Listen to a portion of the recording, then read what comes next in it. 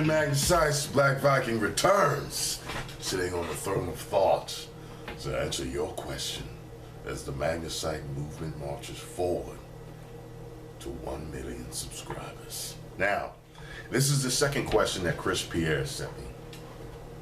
He asked me, is good conversation the key for long life relationships? Says, hey Tyrone, I saw one of your Magnus answers about how to keep the conversation going with men, well, for men. But what if it's the woman that prefers sexual chatting and it's intellectual? Is it intellectual enough or interested in having deep, meaningful conversation about the life choices and topics of that sort? Is good conversation the key to long relationships? Well, me and Sarah been together for 7 years, going on 8. And many people say to us, you guys have been together longer than a lot of people have even been married.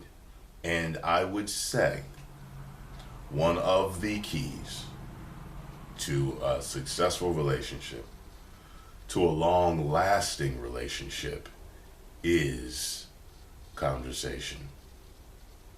And yes, it has to be good conversation. It has to be stimulating conversation. I absolutely know that I am the only person that she can talk to that gets as deep as the damn ocean floor. All right? I go to the bottom of the ocean when we are talking, and we have very deep intellectual conversations. And sometimes these conversations can last for a few minutes. Sometimes they can last for an hour or so. Sometimes they can last for an hour or so and then pick up the next day. Sometimes these conversations can go on and on and on. And one of us will text each other or we'll call one another and we'll say, you know, I was thinking about that conversation we had the other day, and you know what? And then we'll just continue it. And whether our relationship continues or not, the next relationship I have, definitely the woman will have to be able to have stimulating intellectual conversation with me. Because after sex, no matter how good it is, we need to be able to talk. I would say that both of you having a great sense of humor is more important than conversation to me, because I think that the couple that has fun together, even if they don't ever get deep, they're always having fun. You know, they can wisecrack, they can have fun, they can make little jokes with each other, they can watch stuff and go for walks and just have shallow talk. But if they have great humor amongst each other, you know, they're like best friends at the same time. You know what I mean?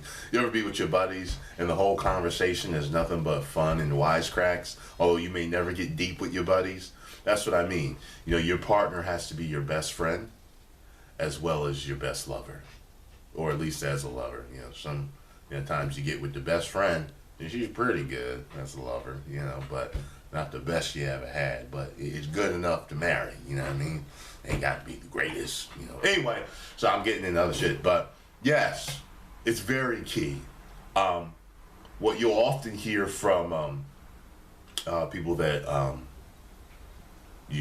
coach marriages and stuff like that, they'll say, you know, communication is the key.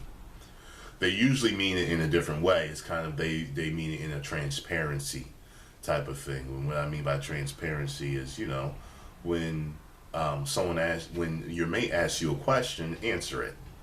You know, tell them how you truly feel about certain things. Also, that transparency, so that your mate can see right through you. They can see right through you. Everything they need to see, they can see. You know, people are having trust issues. I've read that transparency is very important. So if one cheated and the other one asks in the future, hey, where you going? And they be like, don't worry about it, or just trust me. Well, no, you need transparency because you cheated. So you need to let you have to help with the therapeutic. It's very therapeutic to be transparent, because if you're upfront and forthcoming with what you have to say to your mate and answering their questions, then they begin to trust you again. But it's not just transparency and questions like that. Communication is totally opening up yourself to that individual, and bearing your soul to them. You know, I almost sound like the Undertaker. Bearing your soul. Anyway, you want to bear your soul to your mate, because when you truly trust them, which a successful relationship should have, you are willing to bear everything, even your deepest, darkest secrets and insecurities. And you put them in the hand of that person that you trust and love, because you know that they're going to totally take care of you in that area, and you can confide in them. So that's part of communication. But I believe I've answered your question, and that's it for Magnus Answers today. If you love my videos, make sure you press like when you're done. Hell, press like in the middle of watching it. You know what I'm saying? That only helps me out. Make sure you subscribe, and then make sure you share it on every website that is relevant to you. 1 million subscribers. Woo!